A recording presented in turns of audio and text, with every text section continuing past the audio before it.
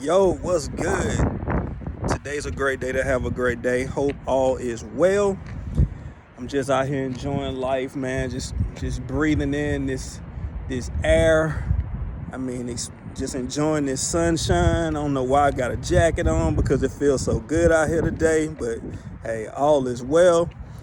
Just wanted to get on here real quick, man, to just talk about co-parenting with a narcissist, or should I say counter-parenting with a narcissist, because you already know if you have kids with a narcissist, you already know that you up against some resistance, and it makes no freaking sense whatsoever. But it's all in the plan. It's in their plan.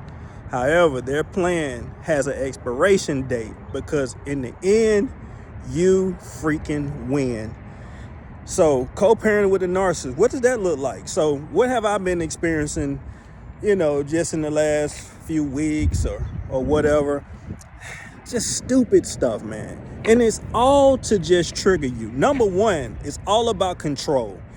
They want control. They gotta have control. Like it's their way or the highway, and it makes no sense at all.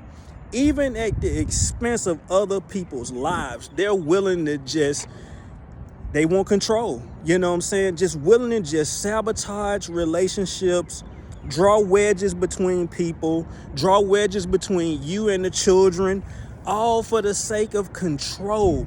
Like, for example, I've been going to the same barber as long as I can freaking remember. Like, dude was cutting my hair when I was like in high school. I'm 45 years old. This man has cut not only my hair, this man has cut my son's hair, which is 22. So he's away at school. So he's definitely cut my son's hair 18 years. Okay, my oldest son.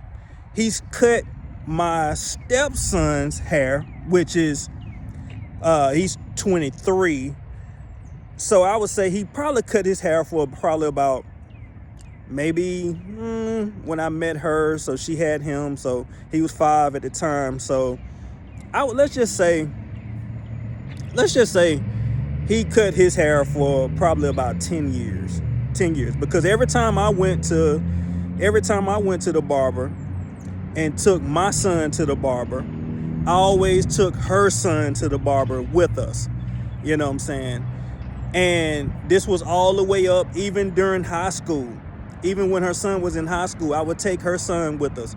Okay, so then I also have another son, my baby boy. He's 14. Of course, that's the only barber he knows, right?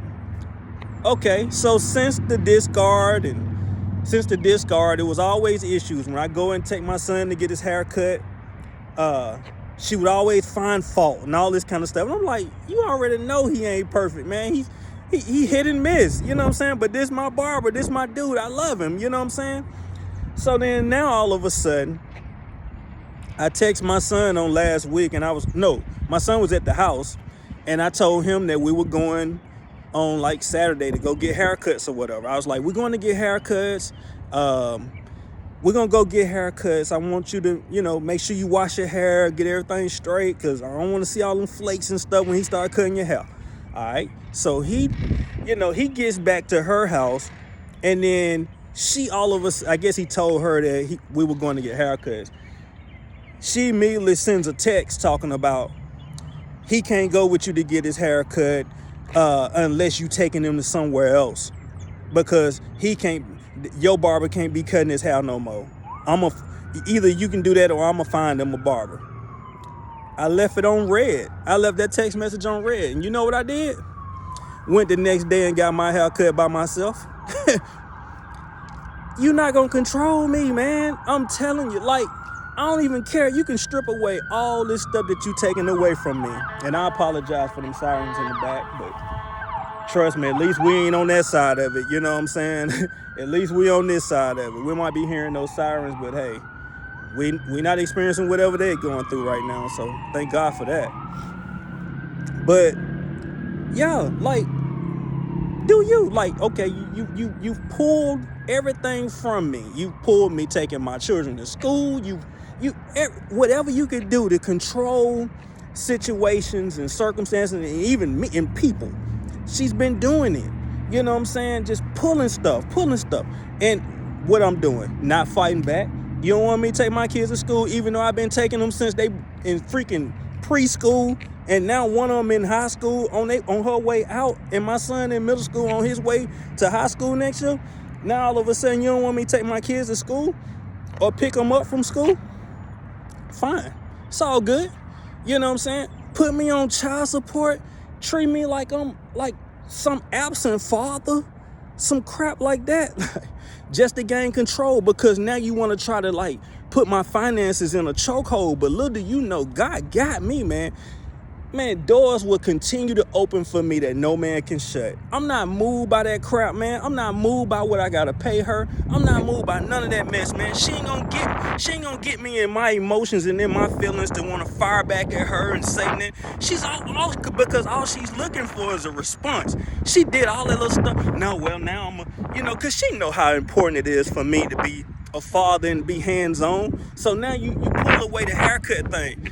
I don't care. I'm going to go and get my haircut every time I get my haircut. And it is what it is. It's on you. Take that money that you literally taking from me and taking me to get this haircut.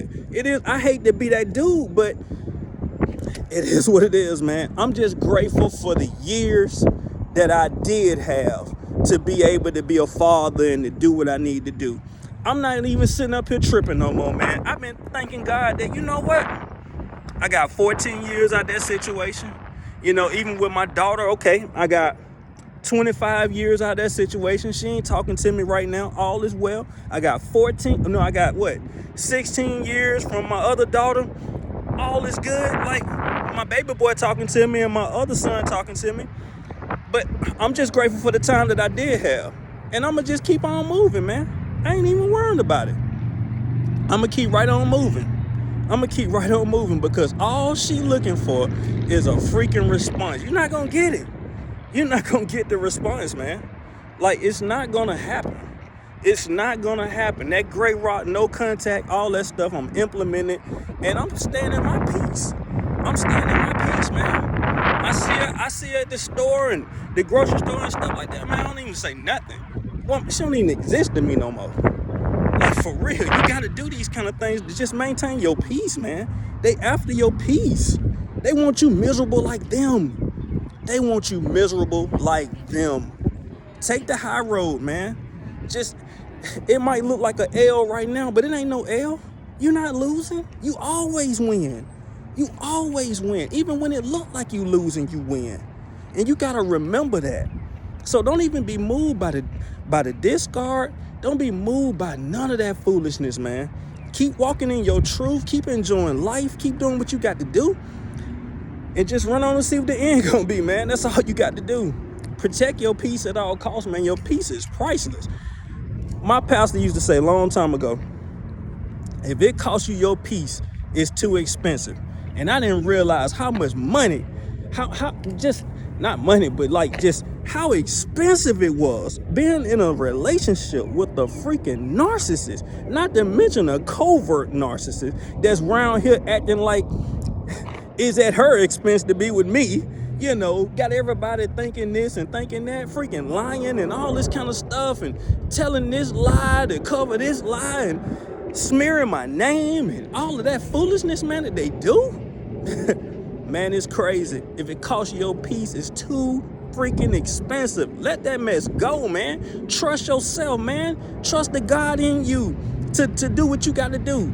You know what I'm saying? Like, for real. I'm not missing a beat. And even when it looks like I'm about to miss a beat, favors show up and all is well. Like, she hit me with the finances, but man, if I just told y'all some of the stuff that's been happening to me since that, man, y'all wouldn't even believe it, man. I'm talking about unprecedented blessings, man.